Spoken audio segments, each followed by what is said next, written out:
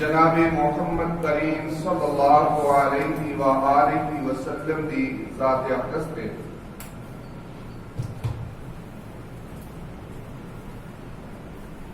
قرآن کریم دی دو آیات مختلف مقامات کو تواڈے گوش گزار کیتیاں نے۔ پہلی آیت کے اندر اللہ رب العالمین نے میرے اور تہاڈے پیر و مرشد جناب محمد رسول اللہ صلی اللہ علیہ وآلہ وسلم نو حکم صادر فرمایا،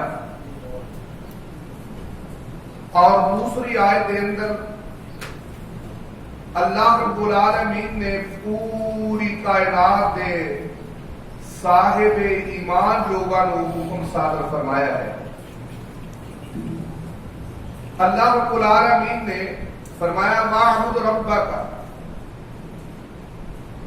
اے میرے لاڈ پیغمبر، اے میرے محبوب پیغمبر، واعبد عبادت کر ربک اپنے پروردگار کی، اپنے رازق، اپنے مالک، اپنے پروردگار کی عبادت کر۔ اور کدوں تک؟ فرمایا حتی یأتیک الیقین، جہاں تک کہ تینوں موت آ جائے۔ نبی محترم صلی اللہ علیہ وسلم جیسی عظیم الشان ہستی نو بھی عبادت کے اندر کسی بھی وقت چھٹی نہیں ہے۔ فرمایا حتی یأتیک الیقین، موت آن تک اپنے رب کی تسی عبادت کرنی ہے۔ یعنی عبادت ایک ایسا عمل ہے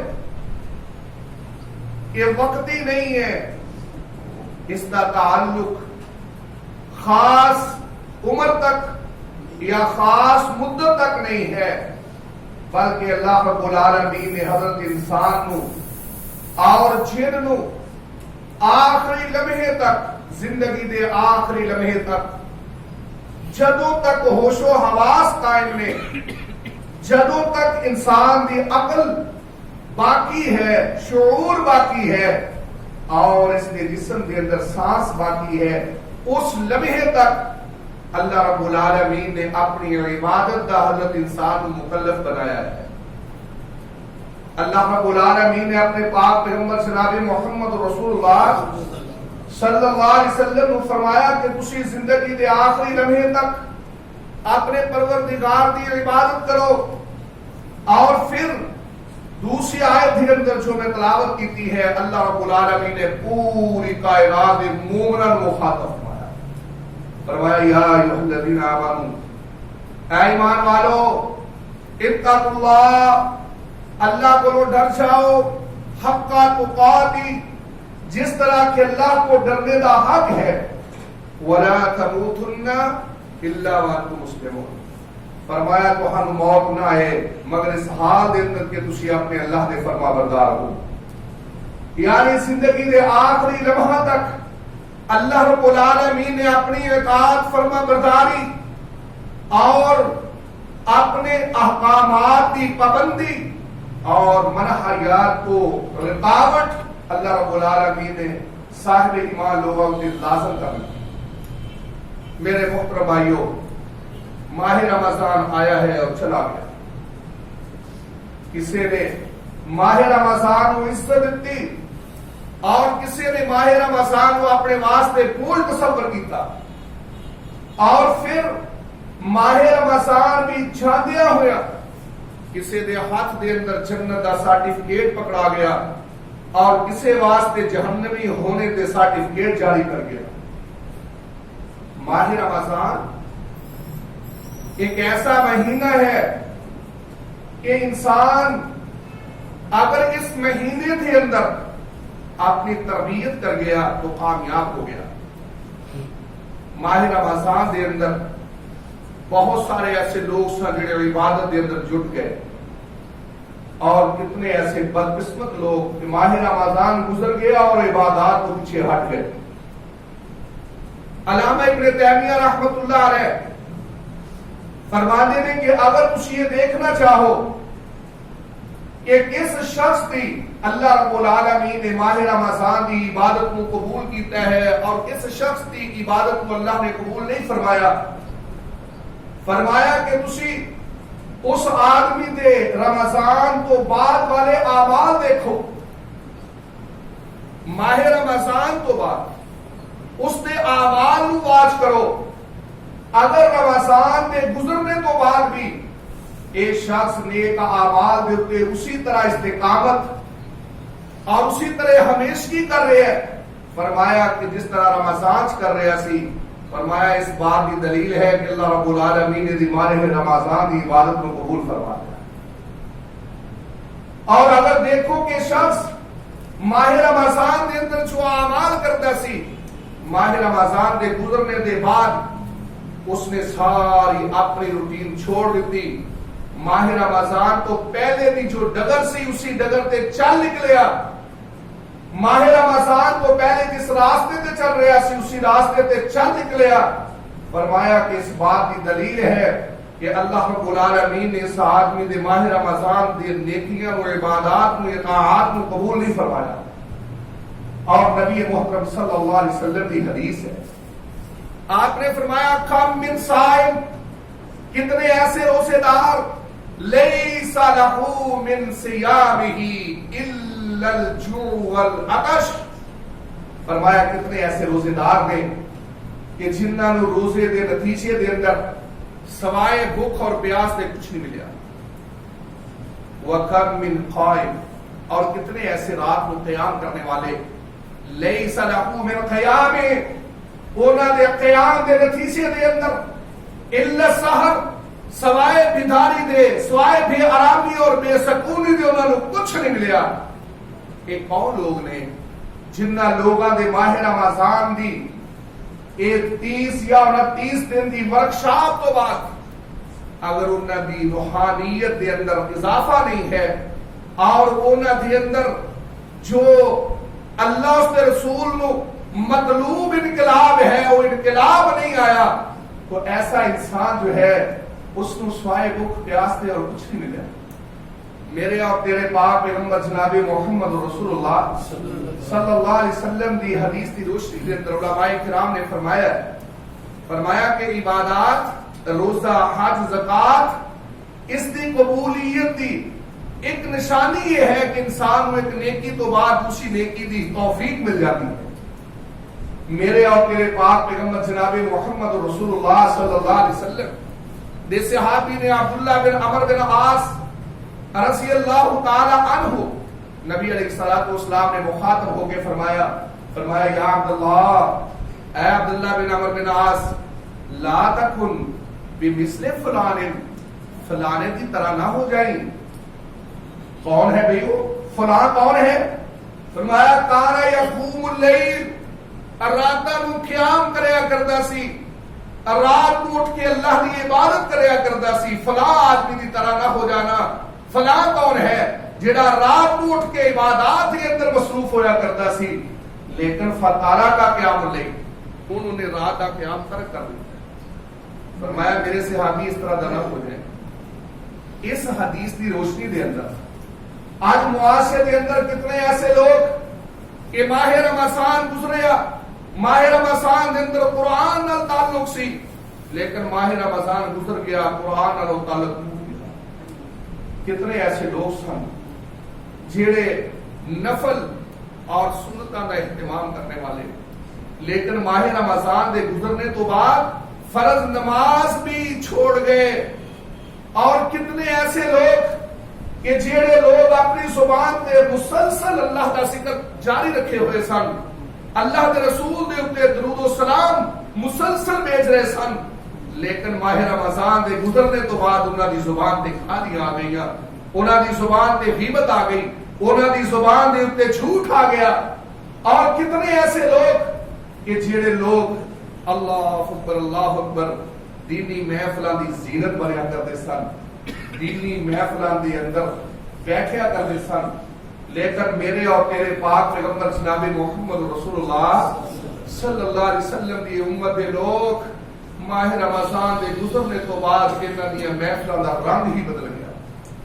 تو میرے محترم بھائیو ذرا غور کیجئے، ذرا اندازہ کیجئے کتنا بدبخت وہ انسان ہے کہ جس انسان کی کمائی سارے بازار لٹ جائے. اندازہ تو کیجئے میرے اور تیرے پاک پیغمبر علیہ الصلوۃ والسلام نے سانو حالت نماز کے اندر سورہ فاتحہ کا پڑھنے کا پابند کیتا ہے. فرمایا کہ ایسے آدمی کی کوئی نماز نہیں جیڑا شخص حالت نماز کے اندر سورہ فاتحہ نہیں پڑھتا، خواہ اکیلا نماز پڑھے خواہ امام کے پیچھے نماز پڑھے. فرمایا لا صلاۃ، اس آدمی کی کوئی نماز نہیں ہے جیڑا شخص سورہ فاتحہ نہیں پڑھتا. اور سورہ فاتحہ کے اندر ایک جملہ ہے اہدنا الصراط المستقیم. اہدنا اس کا مفسرین نے معنی کیتا ہے ثبتنا، اللہ سانو ثابت قدم رکھی. کیوں؟ نماز تو بڑی ہدایت کوئی نہیں. وضو کر رہے ہے، گھروں نکلیا ہے، پیدل چل کے آیا ہے، باوضو ہو کے قبلہ روح ہو کر کے کھڑا ہے، اللہ کے سامنے کھڑے ہو کے حالت قیام کے اندر اللہ دے حضور عزو نیاز پیش کر رہا ہے اور کہہ کی رہا اللہ اہدنا الصراط المستقیم. اللہ اس عمل دیتے میں اس ثبوت عطا فرمائی، ثابت کرنی عطا فرمائی. میرا سوال ہے کہ ماہ رمضان کے اندر وہ شخص جس نے 32 رکعت ایک اور 8 رکعت ایک یعنی 8 رکعت تراویح اور 3 وتر 11 اور اس کے علاوہ 17 فرض اور 12 رکعات سنت موقدہ کل 40 رکعات پڑھنے والا شخص اپنی زبان تو کہہ رہا ہے ہر رکعت کے اندر اہدنا الصراط المستقیم، اللہ صراط مستقیم کے ثابت قدم رکھی. لیکن ماہ رمضان گزر گیا، ہر روز 40 مرتبہ اللہ کو دعا کرنے والا ماہ رمضان کے گزرنے تو بعد بٹک گیا، راستے تو پرے ہٹ گیا، اللہ کے دین تو پیچھے چلا گیا. زبان پہ اسی طرح جھوٹ ہے، اسی طرح غیبت ہے اور اسی طرح ایک دوسرے کے واسطے دل کے اندر بغض ہے. ایسے آدمی دی محسوس ہویا کہ ایک ایک روز دے اندر 40 مرتبہ دی منگی ہوئی دعا بھی رب نے منہ دیتے مانگ. اللہ رب العالمین نے اس کی دعا قبول نہیں فرمائی اور اس تو بڑی بدبختی اور کیا ہو سکتی ہے. میرے محترم بھائیوں، میرے سامنے حضرات، اللہ رب العالمین توفیق دے. اللہ رب العالمین کا حکم ہے، اس حکم کو فالو کرو. ولا تموتن الا وانتم مسلمون. میرے اور تیرے پاک پیغمبر جناب محمد رسول اللہ صلی اللہ علیہ وسلم دی حدیث ہے. فرمایا اللہ رب العالمین سب تو زیادہ محبوب عمل کون سا ہے؟ فرمایا احب الاعمال الی اللہ ادومها وان کلا. فرمایا اللہ رب العالمین سب تو زیادہ محبوب عمل ہے جیڑا انسان ہمیشہ کرے، جیڑا عمل انسان ہمیشہ کرے. وَإِن کَلَّا اگرچہ وہ قلیل کیوں نہیں، تھوڑا جا عمل ہے لیکن کردہ مسلسل ہے، کردہ مسلسل ہے. فرمایا اللہ کو یہ عمل بڑا محبوب ہے. اور ام سلمہ رضی اللہ تعالیٰ نے فرما دیا نے کہ رسول اللہ صلی اللہ علیہ وسلم بھی کانا عاجب العمل الیہ، میرے پیغمبر علیہ الصلوۃ والسلام کو بھی ایسا عمل بڑا ہی محبوب سی الذی یدوم علیہ الاجر وان کان یسیرا. فرمایا کہ جڑا شخص اللہ دے حضور اپنی نیکیاں کردا ہے، پاویں تھوڑی جی نیکی کردا ہے لیکن کردا ہمیشہ ہے. ہمیشہ عمل کرنا، عمل تے ہمیشگی. میرے محترم بھائیو ذرا غور کیجیے، نبی محترم صلی اللہ علیہ وسلم کا اپنا عمل کیا ہے. سیدہ میمونہ رضی اللہ تعالیٰ عنہ فرما دیا نے کہ نبی علیہ الصلوۃ والسلام کان اذا صلی صلاۃ او فعل شیئا، نبی علیہ الصلوۃ والسلام کوئی بھی نماز پڑھتے، نبی علیہ الصلوۃ والسلام کوئی بھی کام کرتے، اللہ اکبر، فرمایا کہ میرے پیغمبر یحب ان یداوم علیہ، اس عمل دیتے ہمیشگی نو پسند فرمایا. نبی علیہ الصلوۃ والسلام کوئی بھی کم کر دے، کوئی بھی عمل کر دے، اس تے ہمیشگی نو پسند فرما دے. اور امت کو آرڈر دیتا، نبی علیہ الصلوۃ والسلام نے امت کو آرڈر دیتا، فرمایا سددو، ارے میرے امت کے لوگوں سددو میانہ روی اختیار کرو. اللہ اکبر. میانہ روی نہ حد و ٹپڑا ہے، نہ پیچھے رہنا ہے، نہ تقصیر نہ زیادت. میانہ روی اختیار کرنی ہے. اللہ نے امت محمد صلی اللہ علیہ وسلم کو امت وسط بنایا ہے. اللہ رب العالمین نے فرمایا امتوں وسطا، امت محمد امت وسط ہے. وسط مانا بہترین امت، اور کسی بھی چیز دی درمیانی اللہ پر کیفیت یا درمیانی حصہ بہترین حصہ ہوا کرتا ہے. اللہ اکبر. نبی علیہ السلام نے کی فرمایا سددو سددو، فرمایا کہ تسی میانہ روی اختیار کرو. اے نہیں کہ کبھی مسلسل رات میں کھڑے عبادت ہو رہی اور کبھی مسلسل رات میں ستے ہی رہے. اللہ کے رسول صلی اللہ علیہ وسلم نے اس طرح کے اعمال پسند نہیں. آقا علیہ الصلوۃ والسلام کے سامنے ایک آدمی کا ذکر کیتا گیا، سو کی رائے ان رسول اللہ صلی اللہ علیہ وسلم راجل، ایک آدمی کا ذکر کیتا گیا. فرمایا اللہ کے رسول فلانا آدمی جڑا ہے ساری رات ستا رہتا ہے حتی اصبح، یہاں تک کہ صبح ہو جاتی. ساری رات سوندا ہے، صبح دا وقت ہویا اٹھتا نہیں، حی علی الصلاۃ دی آواز تے لبیک نہیں کہندا، نماز نہیں پڑھتا. میرے پیغمبر علیہ السلام نے کیا فرمایا؟ فرمایا بال الشیطان فی اذنی. لوگوں اس آدمی دے دونوں کنا دے اندر شیطان پیشاب کر جاتا ہے. ذرا اندازہ کیجئے میرے پیغمبر علیہ الصلوۃ والسلام کو کسی کام دے اندر حدوں بڑھ جانا بھی پسند نہیں ہے. رسول اللہ صلی اللہ علیہ وسلم مسجد نبی دے اندر داخل ہوئے، دیکھا ایک رسی لٹکی ہے. نبی علیہ الصلوۃ والسلام نے پوچھا بھائی یہ رسی کیسی ہے؟ چھت دے نال کنڈے دے نال رسی بندھی ہوئی، کڑی دے نال رسی بندھی ہوئی. اور نبی علیہ السلام نے اس رسی کو دیکھا، مسجد نبی ہے. آقا علیہ الصلوۃ والسلام نے پوچھا بھائی یہ رسی کیسی ہے؟ فرمایا یہ حبل زینب، تہاڈی زوجہ نا زینب رضی اللہ تعالی عنہا کی رسی اس کی ہے. فرمایا زینب کی رسی ہے؟ فرمایا ہاں. فرمایا اس رسی کو کی کر دی؟ فرمایا حضور اس رسی کے نیچے کھڑے ہو کے وہ نماز پڑھتی ہے اور اپنی چوٹی نو اپنے بالا نو اس رسی دے نال بند لیندی ہے اور کھڑے ہو کے قیام کرتی ہے. جدو اس نو حالت قیام کے اندر اونگ آتی ہے نا تو رسی دی وجہ نال کھچاؤ پیندا تے پھر چکنے ہو جاتی. میرے اور تیرے پاک پیغمبر علیہ السلام دی زبان اطہر تے رفع جاری ہوئی. فرمایا کھولو، کھول دو اس رسی، اس رسی نو کھول دو. کھلو ہو، کھولو اس رسی نو. جدوں تک طبیعت دے اندر نشاط ہے، جدوں تک طبیعت تہاڈی دے اندر خوشگواریت ہے، فرمایا ادو تک اپنے اللہ کے سامنے کھڑے ہو. جدو طبیعت تے نیند غالب آ جائے فرمایا ادو سو جاؤ. میرے اور تیرے پاک پیغمبر علیہ الصلوۃ والسلام نے فرمایا سددو، میانہ روی اختیار کرو. اللہ رب العالمین دا قرآن دستا ہے اہل کتاب دا ایک عمل. فرمایا یا اہل الکتاب لا تغلوا فی دینکم، اہل کتاب اپنے دین دے اندر افراط و تفریط نہ کرو. اہل کتاب تو مراد یہود و نصارہ ہے. یہودیوں نے انبیاء کے معاملے کے اندر، توحید کے مسئلے کے اندر، شریعت کے معاملے کے اندر انتہا درجے کی تقصیر تو کبھی تو کم لیا. کس طرح کہ سیدنا عیسیٰ علیہ الصلوۃ والسلام نعوذ باللہ استغفر اللہ انہوں نے ولد الزنا حرام زادہ قرار دیتا، نعوذ باللہ استغفر. اور سیدہ مریم کے اوپر تہمت زنا لگائی، محمد رسول اللہ صلی اللہ علیہ وسلم کو تسلیم کرن تو انکار کیتا. اللہ نے معاملے کے اندر عزیر کو اللہ کا بیٹا قرار دیتا. سب تقصیرات ہے، کمی ہے.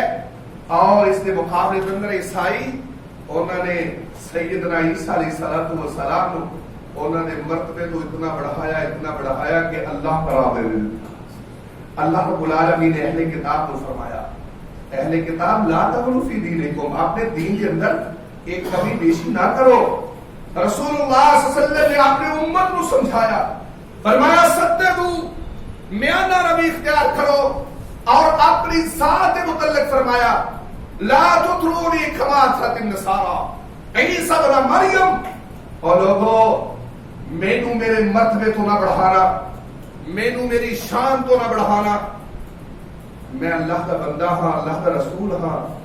جس طرح عیسائیاں نے عیسیٰ علیہ السلام نے انہوں نے مرتبے تو بڑھا کے کہا کہ ابن اللہ عیسیٰ تو اللہ کا پتر ہے، نبی علیہ الصلوۃ والسلام دے اس حکم دے باوجود امت محمد صلی اللہ علیہ وسلم دے بہت سارے ایسے جاہل لوگ جنہوں نے جناب محمد رسول اللہ صلی اللہ علیہ وسلم کو اللہ دا حصہ قرار دے دیتا، یا مجسم، اللہ اکبر، نور مجسم قرار دے دیتا، اللہ رب العالمین دے نور چو نور قرار دے دیتا۔